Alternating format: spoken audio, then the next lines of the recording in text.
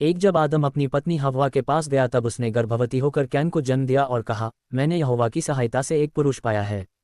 उत्पत्ति 4:1-2। फिर वह उसके भाई हाबिल को भी जन्मी, और हाबिल तो भेड़ बकरियों का चरवाहा बन गया, परंतु कैन भूमि की खेती करने वाला किसान बना। उत्पत्ति 4:2-3। कुछ दिनों के पश्चात कैन यहोवा के पास भूमि की उपज में से कुछ भेंट ले आया। उत्पत्ति 4:3-4। और हाबिल भी अपनी भेड़ बकरियों के कई एक पहिलौए बच्चे भेंट चढ़ाने ले आया और उनकी चर्बी भेंट चढ़ाई, तब यहोवा ने हाबिल और उसकी भेंट को तो ग्रहण किया। उत्पत्ति 4:4-5। परंतु कैन और उसकी भेंट को उसने ग्रहण न किया। तब कैन अति क्रोधित हुआ और उसके मुंह पर उदासी छा गई।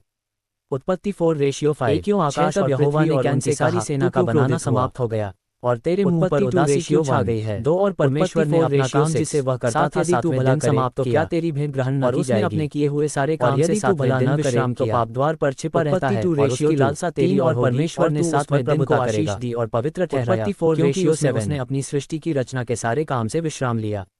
उत्पत्ति 2:3-4। आकाश और पृथ्वी की उत्पत्ति का वृतांत यह है कि जब वे उत्पन्न हुए, अर्थात जिस दिन यहोवा परमेश्वर ने पृथ्वी और आकाश को बनाया।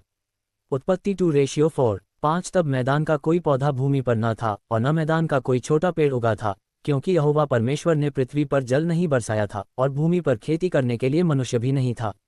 उत्पत्ति 2:5-6। तो भी कोहरा पृथ्वी से उठता था जिससे सारी भूमि सिंच जाती थी। उत्पत्ति 2:6-7। और यहोवा परमेश्वर ने आदम को भूमि की मिट्टी से रचा और उसके नथनों में जीवन का श्वास फूंक दिया और आदम जीवता प्राणी बन गया। उत्पत्ति 2:7। एक आदि में परमेश्वर ने आकाश और की ओर अदन देश में एक वाटिका लगाई और वहां आदम को जिसे उसने रचा था रख दिया और सुनसान पड़ी थी। उत्पत्ति 2:8 ऊपर अंधियारा था और यहोवा परमेश्वर ने भूमि से सबके ऊपर मंडलाता था जो देखने में मनोहर और जिनके फल खाने में अच्छे हैं उगाए। परमेश्वर ने कहा, उजियाला के वृक्ष को और उजियाला हो के ज्ञान के वृक्ष को भी लगाया। 1:3। उत्पत्ति 4। परमेश्वर ने उजियाले को देखा कि अच्छा है और परमेश्वर ने उजियाले को अंधियारे से वहां से आगे बहकर चार धारा में हो गई। 1:4। उत्पत्ति 2:10 में उजियाले को दिन और अंधियारे का नाम पीशोन है। ये वही है जो हवीला नाम के सारे देश को जहां सोना पहला दिन घिरे हुए है। उत्पत्ति 1:2-11। परमेश्वर ने 12 उस देश का सोना चोखा होता है हो कि जल मोती और सुलेमानी पत्थर भी मिलते हैं। उत्पत्ति 1:6। उत्पत्ति 2:12। परमेश्वर ने एक अंतर करके उसके नीचे के जल और उसके ऊपर के जल को अलग अलग किया और देश को घेरे हुए है। उत्पत्ति 2:13। 14। और तीसरी नदी का नाम हिद्देकेल है। ये वही है जो अश्शूर के पूर्व की ओर बहती है। और चौथी नदी का नाम फरात है। उत्पत्ति 2:14। 15। तब यहोवा परमेश्वर ने आदम को लेकर अदन की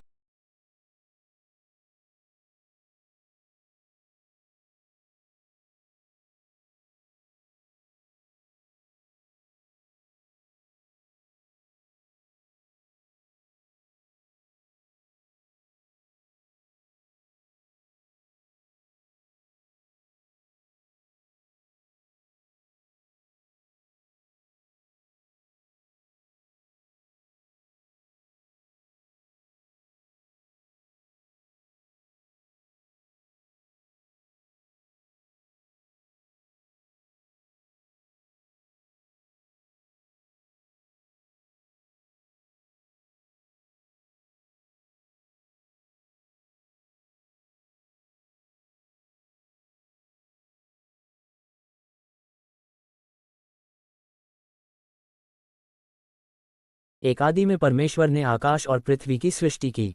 उत्पत्ति 1:1। 2। और पृथ्वी बेडौल और सुनसान पड़ी थी और गहरे जल के ऊपर अंधियारा था तथा परमेश्वर का आत्मा जल के ऊपर मंडलाता था।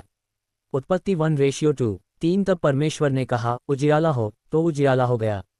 उत्पत्ति 1:3। 4। और परमेश्वर ने उजियाले को देखा कि अच्छा है और परमेश्वर ने उजियाले को अंधियारे से अलग किया।